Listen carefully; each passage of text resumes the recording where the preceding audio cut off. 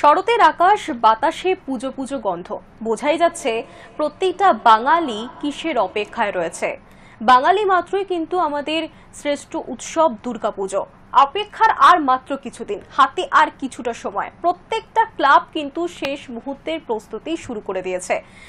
ইতিমধ্যে আমার সঙ্গে আজকের আড্ডায় রয়েছে 41 পল্লী ক্লাবের 2 সদস্য রয়েছেন। সুরজিৎ রায়, জয়েন্ট সেক্রেটারি, আপনাকে স্বাগত হাই নিউজে। রয়েছে আমার সঙ্গে সুকুমার ভুইয়া, তিনিও জয়েন্ট সেক্রেটারি, আপনাকে স্বাগত হাই নিউজে।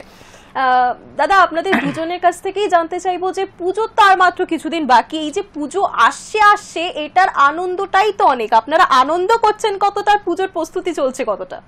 সবার প্রথমে হাই নিউজের সমস্ত অগণিত দর্শকদের 41 পল্লী ক্লাবের পক্ষ থেকে আমরা প্রাক শারদীয়ার প্রীতি শুভেচ্ছা এবং আন্তরিক অভিনন্দন জানাই। 41 পল্লী ক্লাব এবারে 68তম বর্ষে পদার্পণ করলো দুর্গাপুজোয় এবং এবছরের ভাবনা হচ্ছে সোপান আর শিল্পী।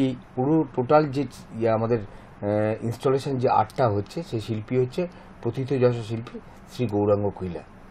এবার আমরা প্রতি বছর লাস্ট যে 67 বছর পুজো হয়েছে, প্রতি বছর আমরা অগণিত মানুষ শুধুমাত্র কলকাতা না, রাজ্যের বিভিন্ন প্রান্ত থেকে আমাদের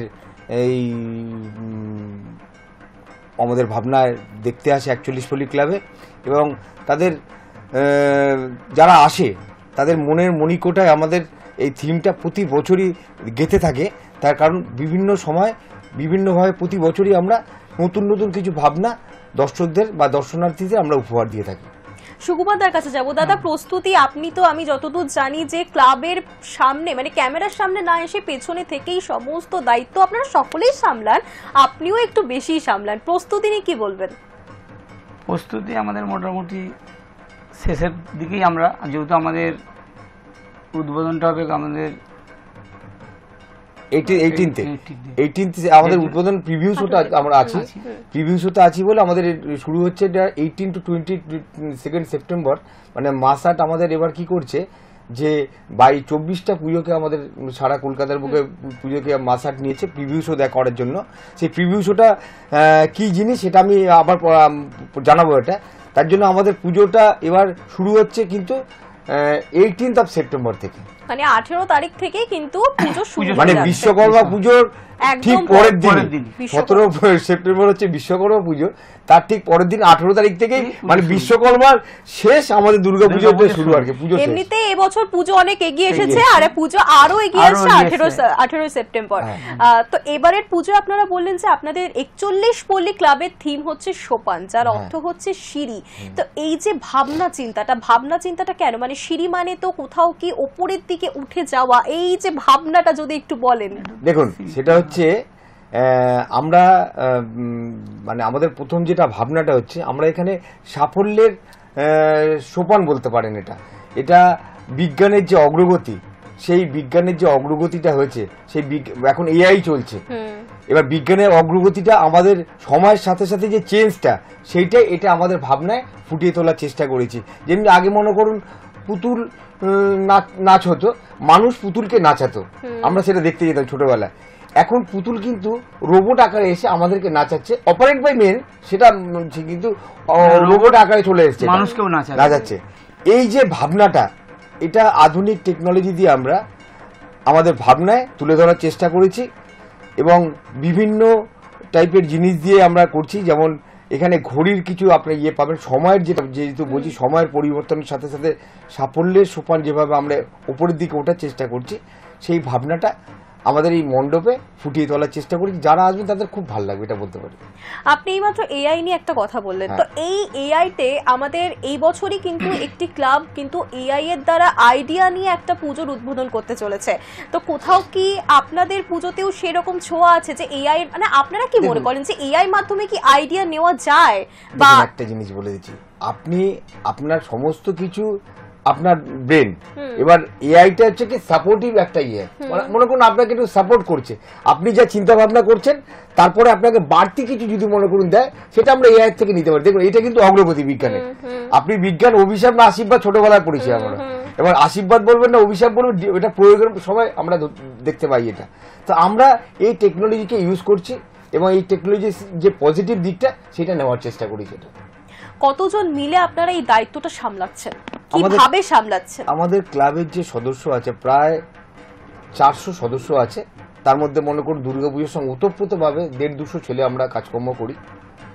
এছাড়া মনে করুন যে শিল্পী যার যার ইয়ে করছে তার প্রায় ফুল টিম, প্রায় 50 জনের টিম আমাদের ওখানে কাজ করছে।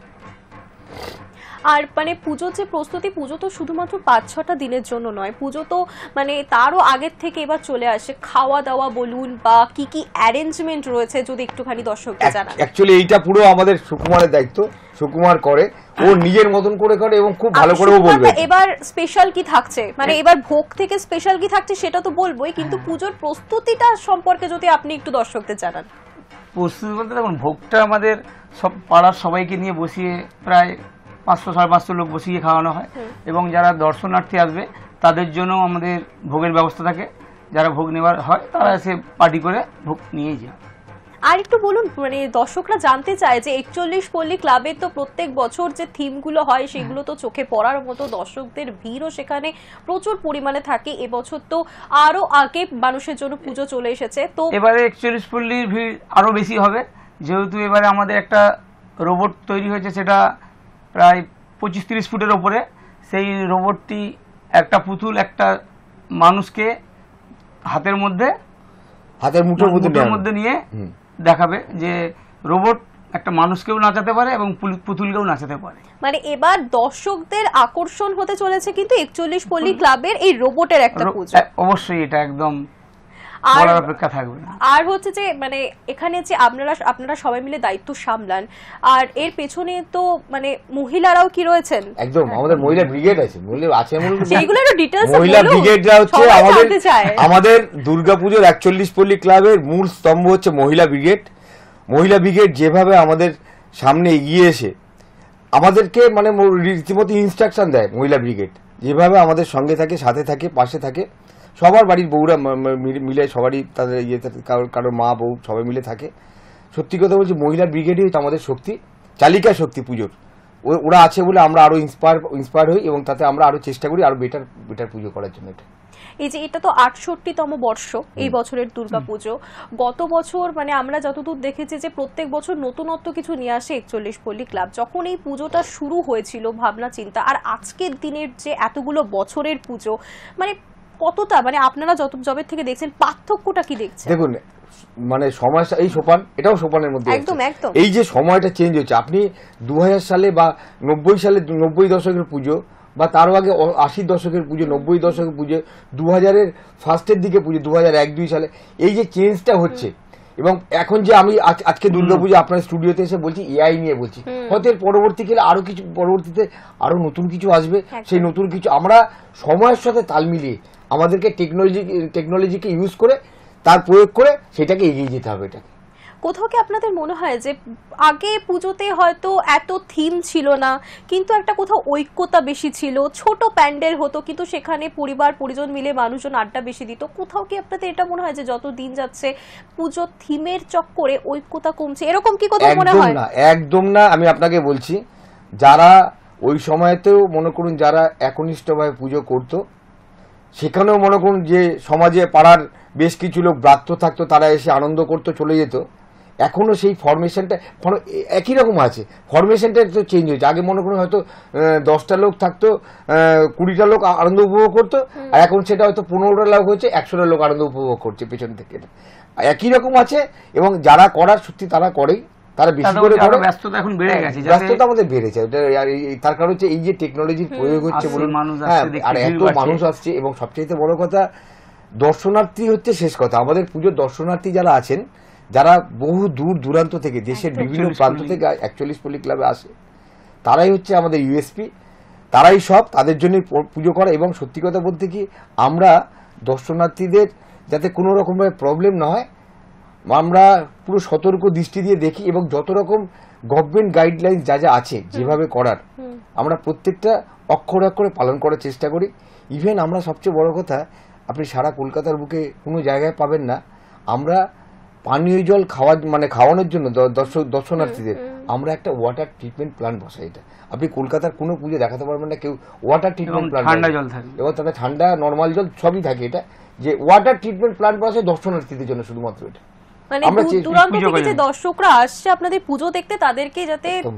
গরমের সময় যাতে ঠান্ডা ঠান্ডা জল জল, দেয় তার একদম। জন্য একদম একদম এটা একদমই ভালো উদ্যোগ। কোথাও কি মনে হয় যে বর্তমান যুগে থিমের একটা রেশারেশি কোথাও চলে ক্লাবগুলির মধ্যে? অবশ্যই থাকে সুস্থ রেশারেশি। দেখুন সুস্থ রেশা, এটা আমি আপনাকে যখন বলছি, আপনি যখন খুব ছোট ছিলেন, পাড়ার পাশের বাড়ির ছেলে যদি জোরে পড়াশোনা করতো তার সঙ্গে রেশারেশি ছিল এটা। এবং আপনার বাড়িতে দেখবেন বাবা বা মা এসে বলতে, দেখ ওই বাড়ির ছেলে মেয়ে কিরকম পড়াশোনা করছে। এই যে সুস্থ ছোটবেলা থেকে আমরা এইভাবে বড় হয়েছি, এটা আমরা এই রেশারেশিটা থাকবে, এটাকে সুস্থ রেশারেশি বলি। পুজো হয়ে গেলে আমরা যে আমাদের এখন তো কার্নিভাল হয়, কার্নিভালের পরে আমরা যে যার মতন গলা কোলাকুলি করি, বিভিন্ন ইভেন্টে যাই, ইয়েতে থাকি, বিভিন্ন একসাথে থাকি। আমাদের মনে হয় আগে যে দূরত্বটা ছিল না, আমি বলছি আপনার দায়িত্ব নিয়ে বলছি, এখন সেই দূরত্বটা কিন্তু অনেকটা বুঝে গেছে এবং পাশের পাড়ার সঙ্গে, পাশের ক্লাবের সঙ্গে অনেক নৈকট্যটা বেড়েছে। এটা রেশারেশি কতটা, সেটা কি ইস্ট বেঙ্গল মোহনবাগানের মতো কি ক্লাবের রেশারেশি কি এতটাই চলে? সে হচ্ছে যে ক্লাবের মধ্যেও কি কোথাও একটা খুব একটা রেশারেশি থাকে? হ্যাঁ, দুই ক্লাব সদস্যই আমাদের জানিয়েছেন যে রেশারেশি থাকে, তবে সেটা কিন্তু সুস্থতার সঙ্গে সেই রেশারেশিটা চলে। এবার জানতে চাইবো যে দাদা, যে যারা দর্শনার্থী এত দূর থেকে এখানে আসছে তাদের জন্য কি ব্যবস্থা করা রয়েছে? মানে অনেকেই আছে যারা কলকাতায় থাকে না, কলকাতার বাইরে থাকছেন, তারা যে আসছেন সারা দিনের জন্য ঘুরছে, কোথাও বায়ো টয়লেটের কি ব্যবস্থা রয়েছে? দেখুন আমাদের ক্লাবের মানে নিজস্ব ক্লাবের প্রায় 10টা টয়লেট আছে। আমরা এছাড়া পুরসভা কর্তৃক একটা টয়লেট থাকে, বায়ো টয়লেট থাকে। ক্লাবের নিজস্ব যে টয়লেটটা আছে সেটা প্রায় 4টে লেডিস টয়লেট আছে, আর 6টা জেনারেল জেন্টস টয়লেট আছে। আর এছাড়া একটা আপনাদের বায়ো টয়লেট থাকে, হচ্ছে আপনার কলকাতা পুরসভার তরফ থেকে দেওয়া থাকে এটা। এবং যারা যারা দর্শনার্থীরা আসেন কলকাতা, আমরা যেটা বলছিলাম আগেও বলেছি যে আমরা একমাত্র ক্লাব যারা একটা জলটাই তো সব কিছু, জানেন তো, মিনারেল ওয়াটার। আমরা একটা ট্রিটমেন্ট প্ল্যান্ট বসাই, জলের মিনি ট্রিটমেন্ট প্ল্যান্ট বসাই, যেখান থেকে একদম আপনি পিওর আরও ওয়াটার জল পাবেন। হ্যাঁ, এবং ঠান্ডা এবং নর্মাল জল থাকে এটা। এছাড়া মনে করুন ওখানে যারা বয়স্ক মানুষরা যদি আসেন তাদের জন্য লাইন দিতে হয় না, আমাদের ভলেন্টিয়ার্সরা থাকে, প্রায় 100-র উপরে ভলেন্টিয়ার্স থাকে। তাদেরকে বলা থাকে, ইনস্ট্রাকশন দেওয়া থাকে, খুব বয়স্ক মানুষ যাদের দেখবেন লাইন থেকে বার করে নিয়ে আসবেন, বার করে নিয়ে এসে তাদেরকে ভিআইপি গেট দিয়ে তাদেরকে আমরা দেখানোর ব্যবস্থা করি। এছাড়া মনে করুন যারা ফিজিক্যালি ডিসেবলড আছেন তাদের জন্য একদম গাড়ি থেকে, মনে করুন গাড়ি থেকে নামতে আসে বা যে মনে করুন যদি পায়ে হেঁটে আসে, তাহলে আমাদের হুইল চেয়ার তার সামনে নিয়ে গিয়ে, আমার সঙ্গে মেম্বাররা থাকে, মেম্বাররা পুরো হুইল চেয়ার নিয়ে ঠাকুরটা প্যান্ডেল ঘুরিয়ে নিয়ে আবার তার গাড়ির সামনে বা বাইরের গেটের সামনে দেওয়া হয় এটা। এবং এছাড়া আমাদের ইয়েতে থাকে, মানে 24 ঘন্টা মেডিসিন, মানে মেডিসিনের যা যদি প্রয়োজন হয় কিছু, নার্স থাকে, অক্সিজেন সিলিন্ডার থাকে, এছাড়া বেড থাকে এটা ওখানে, মানে প্রাথমিক চিকিৎসা যদি কিছু প্রবলেম হয় থাকে। আর সর্বোপরি যেটা একটা থাকে যে আমাদের ঠাকুর না করুক, কোনোদিন যেন না হয়, আমাদের প্রত্যেক দর্শনার্থীদের জন্য একটা মেডিকেল ইন্স্যুরেন্স করা থাকে। যারা আসবেন তারা কিন্তু মেডিকেল ইন্স্যুরেন্স, আমাদের প্রিমিসেসে ঢোকা মানেই আপনি মেডিকেল ইন্স্যুরেন্সের আওতায় আসছেন। এটা মানে এটা কিন্তু যারা আসছে দর্শনার্থীদের জন্য খুব বড়ই পাওনা, যে বর্তমানে আমরা যা দেখি যে এই যে নামি দামি যে প্যান্ডেলগুলো বা ক্লাবগুলো, সেখানে এত পরিমাণে ভিড় হয়, সেখানে আমরা দেখি হুড়োহুড়ি পড়ে যায়। সেখানে আপনাদের ক্লাবের তরফ থেকে যে এই ব্যবস্থাটা করা হচ্ছে, এটা সত্যি একটা অভূতপূর্ব। না দেখুন, একটা জিনিস আমি বললাম না আপনাকে, বর্তমান যুগের সঙ্গে তাল মিলিয়ে আমাদের তো চলতে হবে। বর্তমান যুগে তাল মিলিয়ে যেভাবে উন্নতি হচ্ছে এবং আরও কিভাবে মানুষের যে চাহিদা সেগুলো মেটানো যায় এবং সুস্থভাবে সেগুলোর করার চেষ্টা করি। এছাড়া যে ফায়ার ব্রিগেডে যেরকম থাকে, ফায়ার এক্সটিংগুইশার যতগুলো থাকে সেগুলো তো সব তো লাগায়, নর্মাল, ওগুলো নর্মাল প্রসেস, ওগুলো লাগাতেই হয় আমাদের নিয়ম এটা। এবং গভর্নমেন্ট, আবার বলছি, গভর্নমেন্ট গাইডলাইন্সে যা যা আছে আমরা 100% অক্ষরে অক্ষরে পালন করি। ফায়ার অ্যালার্ম থেকে শুরু করে ফায়ার অ্যালার্ম সবই আছে আমাদের। আমি একটু সুকুমার দার থেকে জানতে চাইবো, আপনি বললেন যে বাইরের থেকে প্রচুর মানুষ আসে, তারা ভোগ খাওয়ার জন্য পাড়ায় চলে, কতদিন ধরে খাওয়া দাওয়াটা চলে? না, আমাদের এটা হচ্ছে অষ্টমীর দিনই একটা দিনই হয়, কিন্তু এত কাজকর্মের পরেও তো প্রতিদিন কাজ করা সম্ভব হয় না, সেই কারণে আমরা ওই অষ্টমীর দিনটাই। এবছরের ভোগ স্পেশাল কি থাকছে? এবারে থাকবে হচ্ছে খিচুড়ি থাকবে, পোলাও থাকবে, আলুর দম থাকবে, পায়েস থাকবে, চাটনি থাকবে, একটা ধোকার তরকারি থাকবে। আর মানে পুজো মানে তো একটা 4-5 দিনের ব্যস্ততা তুঙ্গে তো অবশ্যই থাকে। 4-5 দিন আমাদের তো আমাদের ব্যস্ততা 15 দিন ধরে। 15 দিনের ব্যস্ততা। 15 দিন মানে জি, 15 দিন। মাসখানেক ধরে বলা হ্যাঁ, যেতে পারে চলছে, পুজো হ্যাঁ, চলছে হ্যাঁ, একেবারে। চলছে। 18 তারিখ থেকে শুরু হয়ে যাবে। 18 তারিখ থেকে শুরু করে আপনি কার্নিভাল কার্নিভাল অক্টোবর। বলো। আর আপনি বলছিলেন যে পুজোর আগে যে একটা পিভিআর একটা শো Preview show, হ্যাঁ। হ্যাঁ সেটা একটু বলুন। প্রিভিউ শো যেটা হচ্ছে মাসাট করছে, এটা মাসাট সারা কলকাতার বুকে 24টা পুজো সিলেক্ট করে। এরা এবার 41 পল্লী এই 24টা পুজোর অন্যতম। এই মাসাটের মধ্যে এটা প্রিভিউ শোটা করতে আপনার বিদেশি অ্যাম্বাসাডারও থাকবে, দেশের মানে বিভিন্ন প্রান্তের যারা ভালো মানুষ বা মানুষ ক্রিয়েটিভ মানুষ তারাও থাকবে। এখানেও বেশ কিছু বাংলার কিছু ক্রিয়েটিভ মানুষ থাকবে তাদের দলে, তারা আসবেন। এছাড়া মাসাট এই প্রিভিউ শোটা এবার পুরো ফ্রি পাস করছে, তাদের কিছু ক্রাইটেরিয়া আছে, সেটা ফুলফিল করার পর ফ্রি পাস পাওয়া যাবে। সাধারণ দর্শনার্থীরা এই ফ্রি পাস নিয়ে আমাদের মণ্ডপ দর্শন করতে পারবেন 18 সেপ্টেম্বর থেকে 22 সেপ্টেম্বর, 6টা থেকে সন্ধ্যে 6টা থেকে ভোর 4টে পর্যন্ত। 4টে পর্যন্ত। আচ্ছা মানে পুজোতে পাড়ার ভূমিকাটা কি যদি একটু বলেন, যে কিভাবে পাড়ার সমস্ত পরিবার মিলে কতটা গুছিয়ে এই পুজোটাকে একসঙ্গে এগিয়ে নিয়ে যায়? দেখুন, পাড়াটা নিয়েই তো পুজো, মানে পাড়ার লোকেদের কাছে এটাই একটা আমাদের মনে করুন যারা যারা যারা মনে করুন ব্যবসা করুন, চাকরি করুন, সবকিছু করার পরে পাড়ার মানুষদের কাছেই এটা সবকিছু। আর সবচাইতে বড় কথা, আমাদের এই 41 পল্লী ক্লাব, আমাদের ক্লাব প্রেসিডেন্ট শ্রী শুভাশিস চক্রবর্তী, প্রাক্তন সাংসদ রাজ্যসভার, এবং সত্যি কথা বলতে কি এই শুভাশিস চক্রবর্তী আছেন বলে আমরা ওনার গাইডলাইন্সে উনি যেভাবে আমাদের গাইড করেন, আমরা খুব ডিসিপ্লিন, মানে আমাদের সমস্ত সদস্যরা সেই পালন করি। এবং উনি চেষ্টা করেন যে যতটা বেটার মানে দর্শনার্থীদের মানে দেওয়া যায়, মানে তাদের কাছে কাছাকাছি পৌঁছে যায়, সেটাই চেষ্টা করি আমরা। এবং আমাদের সর্বোপরি মাথায় থাকছে আমাদের শুভাশিস চক্রবর্তী। আমরা প্রথমে শুনেছিলাম এবছর আপনাদের থিম হচ্ছে সোপান, অর্থাৎ উন্নতির একেবারে চূড়ায় সিঁড়ি দিয়ে একেবারে পৌঁছে যাওয়া। তো কোথাও একটা কি মানে এবারে প্যান্ডেলে মানে কি ভাবে সেখানকার যারা শিল্পী রয়েছে কিভাবে কাজ করছে, কতটা দক্ষতার সঙ্গে তারা কাজ করছেন? দেখুন, গৌরাঙ্গ কুইলা রাষ্ট্রপতি পদপ্রাপ্ত শিল্পী একটা, ওর একটা টিম আছে। সেই টিমে আমরা 100% গৌরাঙ্গর উপরে নির্ভরশীল এই কারণে, এবং ও সে দায়িত্বশীল একটা যেভাবে আর্টিস্ট আছে সেইভাবে ওর কাছে ওরা টিম কাজ করে। এটা ওর তো একা নয়, ওর প্রায় 50 জনের কাছাকাছি আছে টিম কাজ করে। এটা একটা গোটা টিম। এবং পাড়ার লোকেরা গৌরাঙ্গকে দিলে একটা সুবিধা কি জানেন তো, এই টেনশনটা থাকে না আমাদের, মানে আমাদের পুজো কমিটির টেনশন থাকে না। আমরা খালি অর্থের যোগানটা দিই, অ্যাজ পার শিডিউল যে অর্থটা আছে সেই যোগানটা দিই। এছাড়া আমাদের কোনো টেনশন নেই। টোটাল গৌরাঙ্গ নিজের দায়িত্বে টিমকে সঙ্গে নিয়ে এই কাজটা উদ্ধার করে, এবং পাড়ার সবাই মিলে, ছোট বড় মেজো সেজো সবাই মিলে এই আমাদের সঙ্গে একদম অঙ্গাঙ্গিভাবে জড়িয়ে আছে। আমরা আড্ডার শুরু থেকে কিন্তু জানতে পারছিলাম যে এই 41 পল্লী ক্লাবের যে পুজো, সেই পুজোতেও কিন্তু অক্সিজেন সাপোর্ট যেমন থাকছে, সেখানে কিন্তু বয়স্কদের জন্য কি ব্যবস্থা থাকছে সেটাও থাকছে। পাশাপাশি যারা দূর দূরান্ত থেকে আসছেন তাদের জন্য যদি কোথাও কি পানীয় জলের সমস্যায় পড়েন, সেখানে কিন্তু অপন্তি জলের ব্যবস্থাও থাকছে। এবার জানতে চাইবো যে পরিবেশ বান্ধব প্রত্যেকটা প্যান্ডেলেই এখন মানুষ আরো সচেতন হচ্ছে, আপনাদের প্যান্ডেলে পরিবেশ বান্ধব মানে কতটা মানে এটা খুব ভালো কোশ্চেন।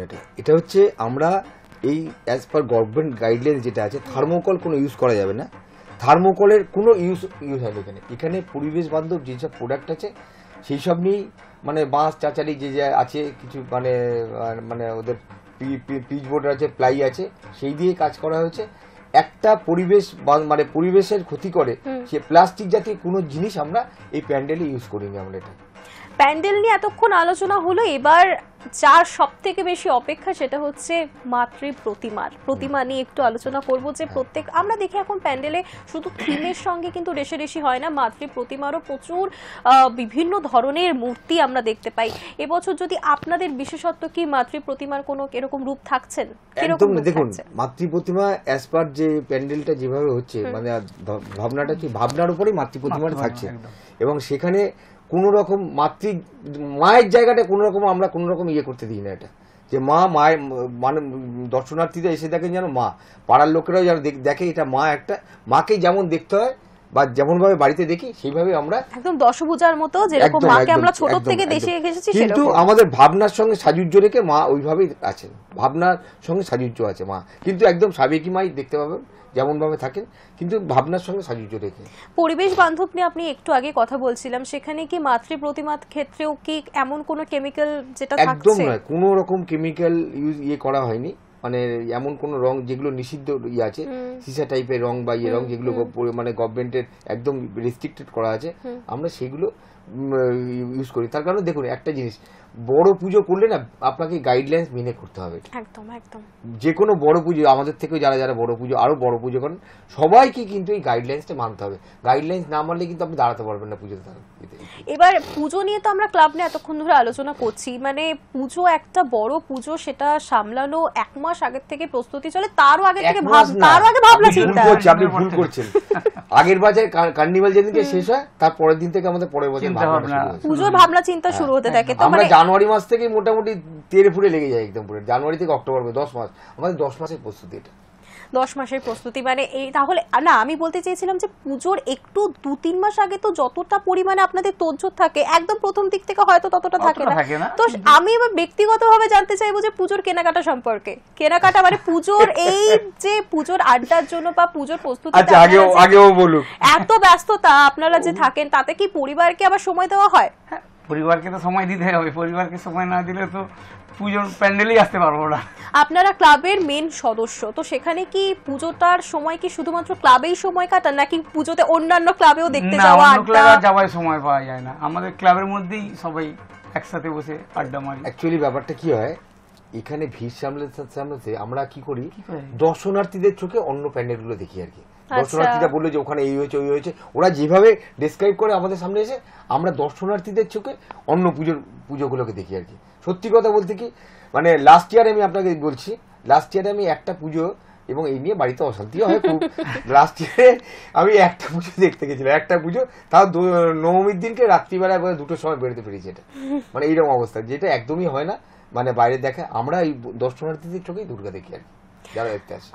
এই যে পুজোর প্যান্ডেল নিয়ে এত আলোচনা হচ্ছে, সেখানে এতটা পরিমাণে আপনারা ব্যস্ত থাকেন এবং অন্যান্য পুজো দেখার সময়ও পান না, মানে কতটা? আর তার পাশাপাশি এটাও আগে আমি জানতে চাইবো যে পুজোর দিন এই যে 4-5টা দিন বেশি ব্যস্ত থাকে, দশমী, অষ্টমী, সপ্তমী, এই যে দিনগুলো, দশমীর দিনটা স্পেশালি কি থাকে? যেদিনকে মায়ের বিসর্জন থাকে, প্রচুর মানুষ নিশ্চয়ই মাকে বরণ করতে আসেন, সেই দিনের আলাদা করে কতটা ব্যবস্থা থাকে?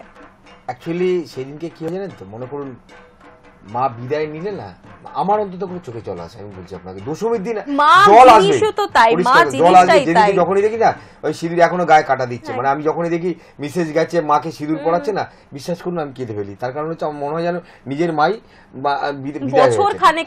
এটা একদম আবেগপ্রবণ জায়গা। এই জায়গাটা আপনারা হয়তো মহিলারা মাকে সিঁদুর পড়ান বা ইয়ে করেন, সব করেন, কিন্তু আমরা যখন দূরে থাকি, দাঁড়িয়ে থাকি না, আমরা তখন মনে হয় যে নিজের মাকেই আমরা বিদায় দিচ্ছি আর কি। এটা খুব বেদনাদায়ক ওই সময়টা, দশমীর দিনের ওই মানে বরণের জায়গাটা বেদনাদায়ক খুব মনে হয়। এই বরণের সময় নিশ্চয়ই প্রচুর মানুষ, প্রচুর মায়েরা আসেন মাকে বরণ করতে, কতটা নিরাপত্তার ব্যবস্থা সেদিনকে থাকে? এক্সট্রা কোনো কিছু কি থাকে?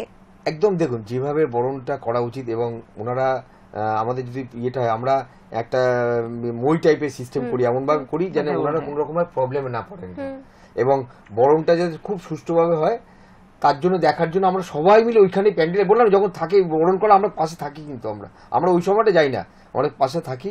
ওনারা হয়তো মাকে দেওয়ার পরে আমাদেরকে গালে টালে সিঁদুর একটু মাখিয়ে দেয়, কিন্তু খুব বেদনাদায়ক জায়গা ওই জায়গাটা। ওই দশমীটা খুব খারাপ লাগে, বিশ্বাস করুন।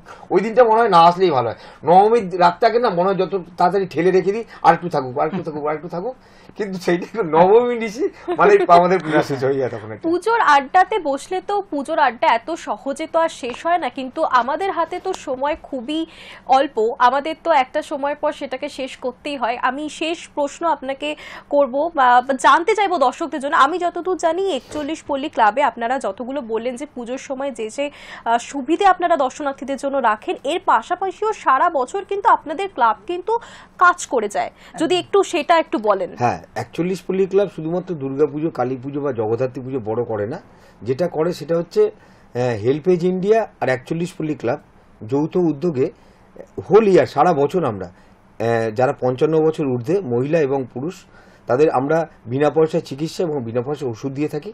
এছাড়া সারা বছর আমরা বিভিন্ন eye camp, health camp, blood camp, হ্যাঁ, আপনার মনে করুন পরিবেশ দিবস থেকে শুরু করে ডেঙ্গুর সচেতনতার যে আমরা র্যালি করি, সেগুলো করে থাকি। এটা হচ্ছে আমরা 41 পল্লী ক্লাবের এটা একটা মানে ধারাবাহিকভাবে আমরা এই কাজটা করে আছি। আমরা নির্দিষ্ট বছরের এই দিনকে হেলথ ক্যাম্প করি এরকম ব্যাপার না, আমরা সারা বছর আমাদের সাধারণ মানুষের পাশে থাকতে হয়। এটা কলকাতার অলিগলিতে যত পুজো আছে তার মধ্যেও কিন্তু এই 41 পল্লী ক্লাবের পুজো কিন্তু সেখানে জায়গা করে নিয়েছে।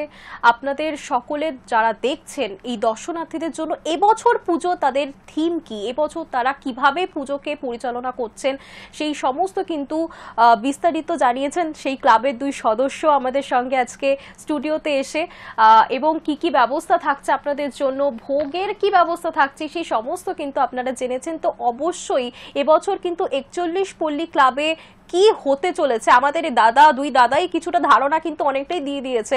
প্রতিমা কেমন হতে চলেছে এবং বাদবাকি যে বাইরের প্যান্ডেল সেটা কেমন হতে চলেছে সেইগুলো দেখতে কিন্তু অবশ্যই যেতে হবে একবার 41 পল্লী ক্লাবে। আজকের অনুষ্ঠান এখনকার মতো এই পর্যন্তই। নমস্কার। নমস্কার।